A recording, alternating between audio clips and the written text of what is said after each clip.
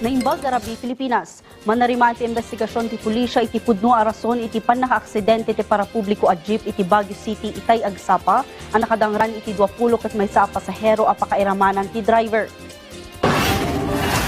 Pasado alas 6 itay agsapa na itaray ti 22 nga individual iti pagagasan kalpasan abi maliktad ti nagluganan da a jeep iti Purok 10 Bakakeng Norte Sur Road.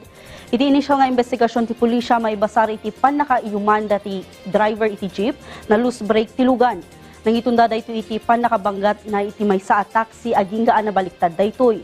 Madabang agpatpataming dagiti na itaray nga individual iti pagagasan. Kaya kami po ay nananawagan sa ating mga drivers kung sana po ay they should ensure the roadworthiness of their vehicles bago sila bumiyahe.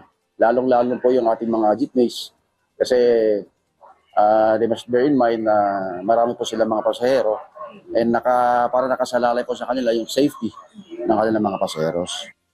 Iti sabali pay adamag tapno maipasigurado ti kinaurnos kan kinatalgad dagiti umili papaerdangan pa iti Baguio City Police Office ti police visibility kadagiti para publiko a lugar kan parke iti syudad. Adang amin dagiti san amanamnama pasamang akasapulan ti tulong dagiti pulis kas iti napasamak itay lang nabiit nga adda ti grupo dagiti agtutubo an naggugulo iti maysa a para publiko a pagpasyaran anang itunda iti panakadangaran ti maysa.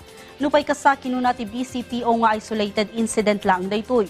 Dumanon iti 30 aging 40 a pulis ti nakadeploy kadagiti pagpasyaran iti syudad.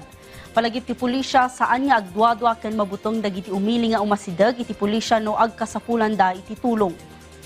Napakalaga talaga ng police visibility kasi that will deter the commission of crime. Siyempre, pag nakakita tayo ng police, it's abnormal that we will do a crime in front of the police officer or in the presence of the police officer. Dagiti damdamag manipod iti PTV Cordillera, siyang ni Audrey Villena, Naimbag Arabi.